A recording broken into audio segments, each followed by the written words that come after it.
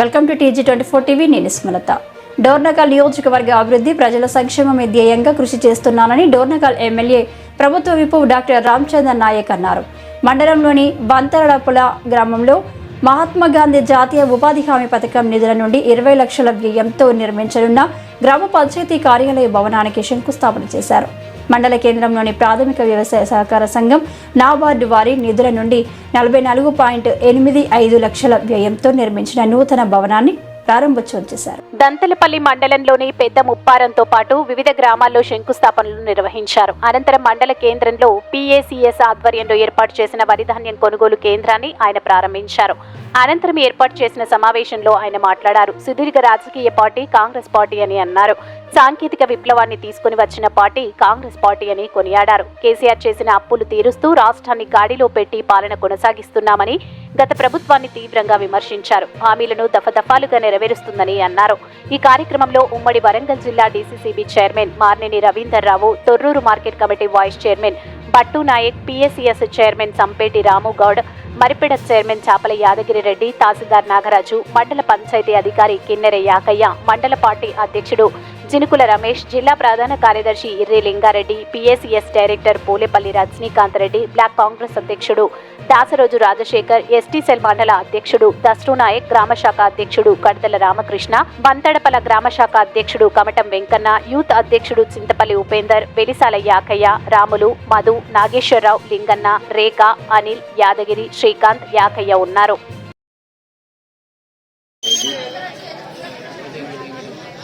మీ అభిమాన నాయకులు, శాసనసభ్యులు, ప్రభుత్వ విప్ రామచంద్ర నాయక్ గారికి, మా తోటి డైరెక్టర్గా జిల్లా బ్యాంకులో ఉన్నటువంటి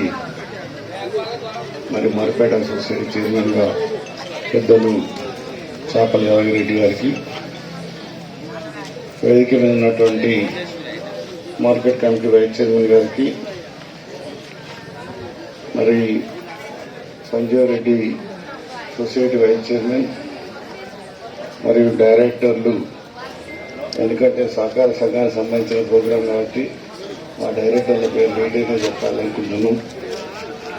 రజనీకాంత్ గారు, యాకసాయి గారు, ఉపేంద్ర గారు, బాల్య గారు, కాంతారావు గారు, సాగర్ గారు, శైలజ గారు, లక్ష్మీ గారు, సుధాకర్ గారు. ఉత్సవానికి సభాధ్యక్షులు సోదరులు నర్సులపేట ఉమ్మడి మండలం PACS చైర్మన్ సంపేట రాముగౌడ్ గారికి, అదేవిధంగా ముఖ్య అతిథిగా విచ్చేసిన పెద్దలు, సౌమ్యుడు, నిరాడంబరుడు, మరి సుదీర్ఘ రాజకీయ అనుభవం ఉన్న పెద్దలు మార్నేని రవీంద్రరావు గారికి, అదేవిధంగా మరిపేడ మండలం PACS చైర్మన్ పెద్దలు చాపల యాదగిరెడ్డి గారికి, సంజీవ్ రెడ్డి గారికి, జినుకల రమేష్ గారికి, భట్టునాయక్ గారికి, మరి వేదిక మీద చాలా మంది ఉన్నారు, అన్నదా భావించవద్దు. అందరికీ వేదిక మీదున్న ముందున్న మా కాంగ్రెస్ పార్టీ కుటుంబ సభ్యులకు, నాయకులకు, అదేవిధంగా మా పాత్రికేయ సోదరులకు, మా అక్కలకు, ఇక్కడ విచ్చేసిన మా అయ్యప్ప స్వాములకు అందరికీ పేరు పేరున నమస్కారం తెలియజేస్తాము. వాస్తవంగా ఏ ప్రోగ్రామ్ స్టార్ట్ చేసినా దంతాలపల్లి నుంచి స్టార్ట్ చేస్తుంటే అన్న, అయితే డోర్నకల్ పోయేసరికి లేట్ అవుతుందని చెప్పి వాళ్ళు చాలా సార్లు ఈసారి మా దగ్గర స్టార్ట్ చేయాలని వాళ్ళు కోరడం జరిగింది. ఈసారి ఇందిరాగాంధీ గారు మరి పేదలను అభ్యున్నతి పదంలో నడిపించింది ఇందిరాగాంధీ గారు. ఆ తర్వాత రాజీవ్ గాంధీ గారు ప్రతి ఒక్కరికి సాంకేతికత అందాలి, ప్రపంచ దేశాలతో పోటీ పడే విధంగా మరి మనకు కూడా సాంకేతికత, కంప్యూటర్స్ కానీ, సెల్ ఫోన్లు కానీ, ఈరోజు మనం వాడే ప్రతి ఎలక్ట్రానిక్ వస్తువు వారు తెచ్చిన సాంకేతిక పరిజ్ఞానం విప్లవమే అని చెప్పి తెలియజేస్తా ఉన్నాం. ఇప్పుడు మన నాయకులు రాహుల్ గాంధీ గారు ఈ దేశ ప్రజల్లో బలిసినవాడు ఉన్నవాడు ఇంకా ఎత్తులు ఎదుగుతున్నాడు, పేదవాడు ఇంకా పేదవాడైపోతుందని చెప్పేసి సమానత్వం కోసం రాజకీయ, ఆర్థిక, విద్య, వైద్యం అన్ని రంగాల్లో మరి పేదవాళ్ళను కూడా పైకి తీసుకొచ్చే లక్ష్యంగా మరి పాదయాత్ర చేపట్టి పేదవారి పక్షాన నిలబడి కన్యాకుమారి నుండి కాశ్మీర్ దాకా మరి భారత్ జోడో యాత్ర నిర్వహించి మరి ఈరోజు దేశం అంతటా జనగణన జరగాలి, కులాల వారీగా వారికి న్యాయం జరగాలి అని చెప్పేసి కేవలం 1% 2% ఉన్న కులాల వారు అన్ని విధాలుగా రాజకీయంగా, ఆర్థికంగా, పారిశ్రామికంగా అభివృద్ధి చెందుతున్నారు, మిగతా వాళ్ళంతా వెనుకబడిపోతున్నారనే ఒక లక్ష్యంతో మరి మన కోసం మరి రాహుల్ గాంధీ గారు అహర్నిశలు శ్రమిస్తూ ఉన్నారు. మరి దేశంలో జనగణన మన తెలంగాణ రాష్ట్రం నుంచే మొదలు పెట్టిన విషయం మీ అందరికీ తెలియజేస్తా ఉన్నా. సమన్యాయం, సామాజిక న్యాయం కేవలం కులగణన, కుల జనగణనతోనే జరుగుతుందని చెప్పేసి నమ్మిన వ్యక్తి మన రాహుల్ గాంధీ గారు.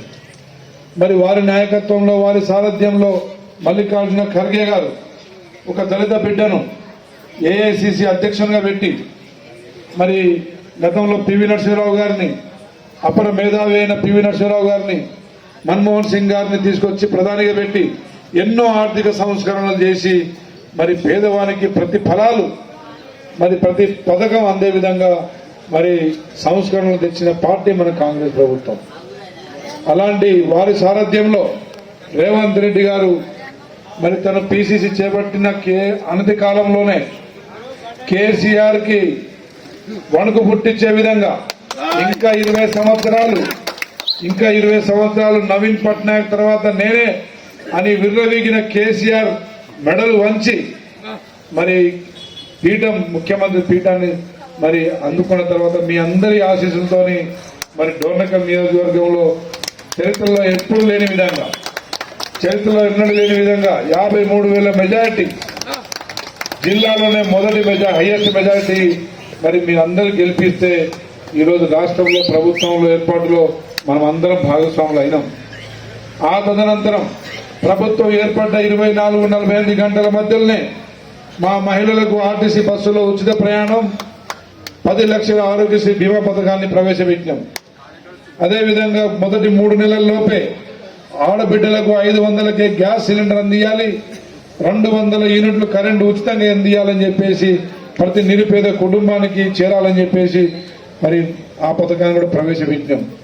తదనంతరం పార్లమెంట్ ఎన్నికల్లో ఇచ్చిన హామీల మేరకు 2 లక్షల వరకు ఉన్న రుణాలని, రైతు రుణాలని మరి ఆగస్టు 15 లోపే మొత్తం వేసేసి ప్రజల్ని, ముఖ్యంగా రైతాంగాన్ని ఆదుకునే దాంట్లో మరి వారి వారి రుణ విముక్తుల్ని చేయాలని చెప్పేసి లక్ష్యంతో మన ఇచ్చిన మాట కట్టుబడి మడమ తిప్పకుండా ఈ దేశంలోనే మరి మొట్టమొదటి రాష్ట్రంగా తెలంగాణ అప్పుల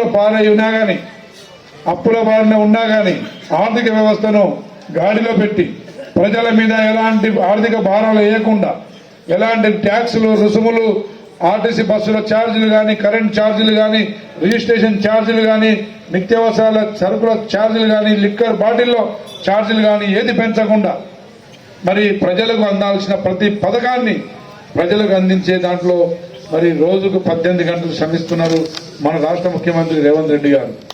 అన్నలారా, ఇచ్చిన మాటకు కట్టుబడి 20 లక్షల మంది లబ్ధిదారులకు కేవలం నెల రోజుల్లోనే మరి 18,000 కోట్లు మరి వారి వారి ఖాతాల్లో వేయడం జరిగింది.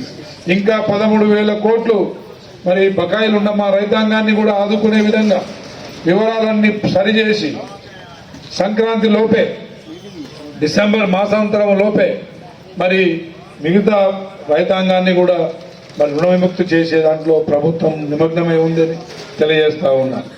అన్నలారా, రైతాంగాన్ని ఆదుకోవడం కోసం ఇంతకుముందు పెద్దలు చెప్పినట్టు గిట్టుబాటు ధర 2,320 రూపాయలు ఇస్తూనే మరి 500 రూపాయలు బోనస్ మనం ప్రభుత్వంలో రాకముందు ఇచ్చిన మాట కట్టుబడి మరి ఈరోజు రైతులను ఆదుకునే విధంగా మరి రైతు బంధు కంటే కూడా నిజంగా పంట పండించే రైతుకే లాభం జరగాలనే లక్ష్యంతో ఈ రోజు బోనస్ మీ అందరికి ఇవ్వడం జరిగింది.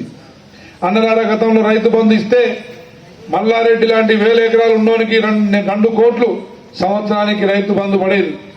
కానీ ఈ రోజు మన ప్రభుత్వం అలా ప్రజాధనాన్ని దుర్వినియోగం చేయకుండా ఉండడం కోసం, ప్రజలకు నిజమైన రైతును గుర్తించి ఇవ్వడం కోసం 10 ఎకరాల వరకే దాన్ని లిమిటేషన్ పెట్టి మరి ప్రతి రైతును ఆదుకునే విధంగా మరి మన ప్రభుత్వం ప్రణాళికలో ముందుకు పోతా ఉన్నది.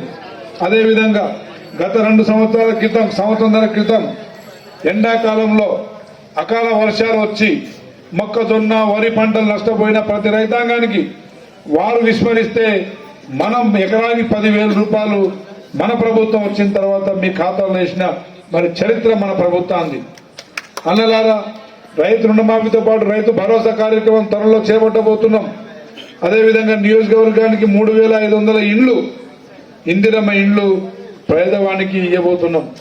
సంక్రాంతిలోపు ఈ జనగణన అయిపోయిన తర్వాత ప్రతి లబ్ధిదారుని గ్రామ సభల ద్వారా గుర్తించి డ్రా సిస్టమ్ పెట్టి మరి లబ్ధిదారులను ఇండ్లు కేటాయించి మీ సొంత జాగాలో మీరు సొంతంగా కట్టుకునే విధంగా మరి ప్రణాళికలు జరుగుతూ ఉన్నాయి. ఈరోజు సన్నాలు, గతంలో నాయకుడు ఏం చెప్పిండు, వరి వేస్తే ఊరే అని చెప్పేసి అన్నాడు, రైతులను భయపెట్టిండు. కేంద్రమే కొనాలని చెప్పేసి కళ్ళాల్లో రైసు బియ్యం పెట్టి ఒట్లు పెట్టుకొని మరి కళ్ళు కాయలు కాసేలాగా బాధపడ్డ ఇబ్బంది పడ్డ రైతాంగం కేంద్రం కొనాలని కేసీఆర్ కొనాలని కేంద్రం నాటకాలాడి మరి అకాల వర్షాలతోని ఒడ్లు తడిసి మరి ఎండకు ఎండి మొలకలు వచ్చి ముద్దలైన పరిస్థితి చూసినాం. 3 నెలల దాకా మరి మీరు అమ్మిన ధాన్యానికి చెల్లింపు కూడా జరగని పరిస్థితి చూసినాం. కింటాకు 6-7 కిలోల తరుగు పేరు మీద దోపిడీ చేసిన ప్రభుత్వాన్ని చూసినాం. కానీ ఈరోజు తరుగు లేకుండా, ఎలాంటి తరుగు తీయకుండా, మరి ఎలాంటి జాప్యం జరగకుండా కేవలం 24-48 గంటల్లోనే మీ గిట్టుబాటు ధరను మీ అకౌంట్లో వేస్తా ఉన్నాం. అదేవిధంగా బోనస్ అమౌంట్ని కూడా ప్రకటించిన అమౌంట్ని కూడా మరి 3వ రోజు లోపలే మీ అకౌంట్లో వేసే విధంగా ప్రభుత్వం ముందుకు సాగుతూ ఉన్నది. అన్నలారా, ఈరోజు ప్రభుత్వం ఏర్పడే సంవత్సరం కూడా కాలేదు. అందరికీ నమస్కారం అండి, నేను మీ యాంకర్ నేహ. సో TG24 టీవీని సబ్స్క్రైబ్ చేసుకోండి. Thank you. Please do subscribe TG24 TV. Subscribe.